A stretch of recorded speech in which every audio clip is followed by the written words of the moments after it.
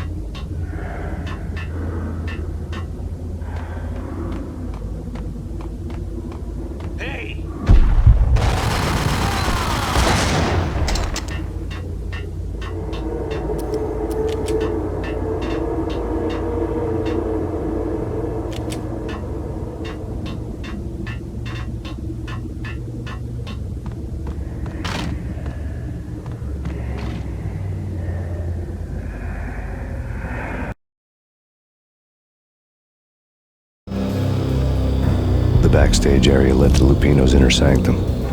The hot air inside was like an invisible wall, thick with incense and something else, a sickly sweet smell that made you gag. This was the rotten core of the Big Apple. Lupino lurked somewhere ahead, like a spider at the center of his web, waiting. The vapors in the air started to make my head swim. Torn pieces of a letter lay scattered on the sofa. Punchinello had threatened Lupino in writing. The note had been torn to pieces, bloody fingerprints all over it. Don't want you to think that one of my boys is not playing with a full deck. Shape up, Jack. We are running a business here. I'd hate to send the trio to strong-arm you. The trio were the Don's notorious henchmen. It was obvious that Lupino hadn't been intimidated by the threat.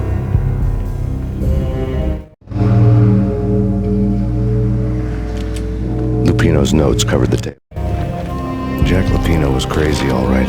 The table was scattered with notes of demented arcane nonsense written in rusty blood, a mishmash list of demons, devils, and dark gods evoked. Beelzebub, Asmodeus, Baphomet, Lucifer, Loki, Cthulhu, Lilith, Hela, blood given to you all. He was after that old Faustian deal, your soul for power and fortune. Just sign on the dotted line with your blood. Lupino's notebook lay on the pedestal.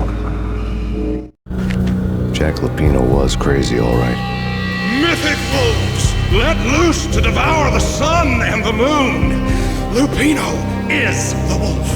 I'm Mr. Beast, the big bad Fenris wolf. I'm the end of the world man, wearing the flesh of fallen angels. After Y2K, the end of the world had become a cliche. But who was I to talk? A brooding underdog avenger alone against an empire of evil, out to right a grave injustice. Everything was subjective. There were only personal apocalypses. Nothing is a cliche when it's happening to you.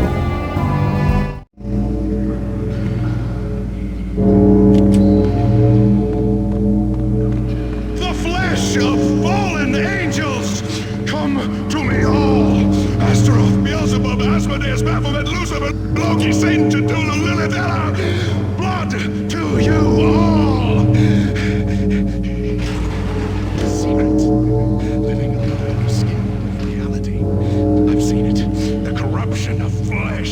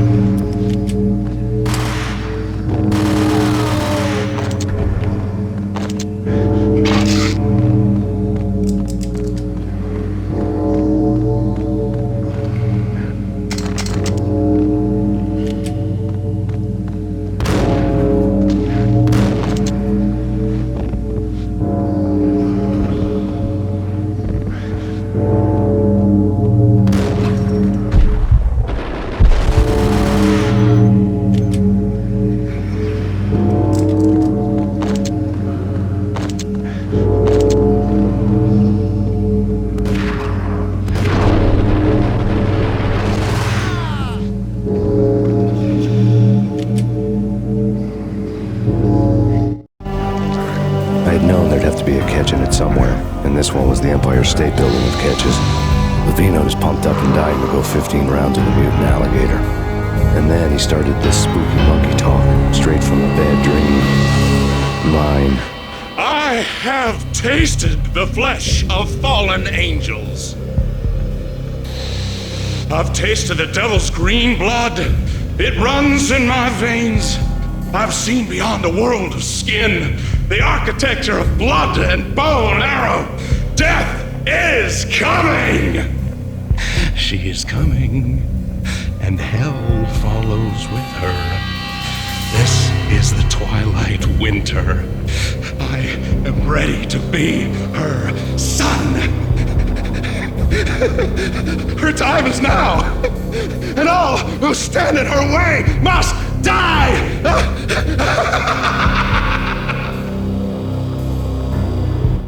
Die! You'll die! You'll die! Now! All die!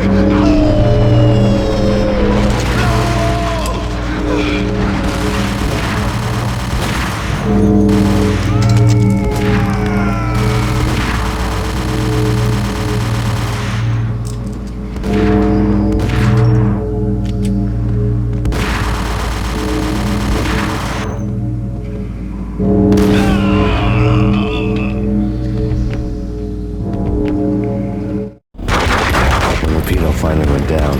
I wanted to make real sure he'd stay that way. He was a bad monster. Turned them into friggin' zombie demons from outer space. I think he's dead already. Huh? And that's when it happened. But dead or not, you've got the wrong guy. In stepped this knockout femme fatale holding a gun to my face. I returned the favor.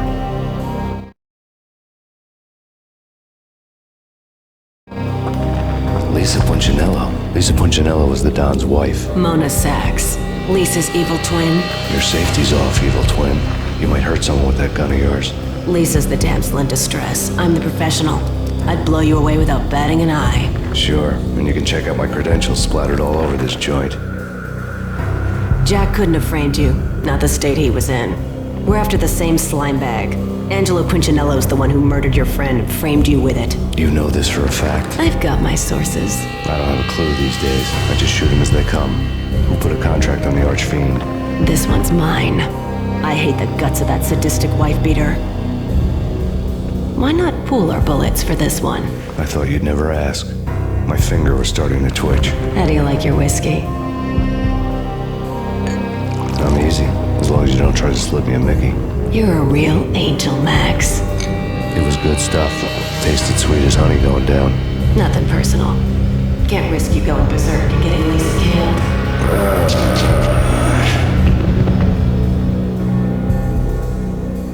The nightmare was always the same. Violent shapes moving in darkness, old and ugly. The killer's mad laughter was a riddle filled with wicked innuendo.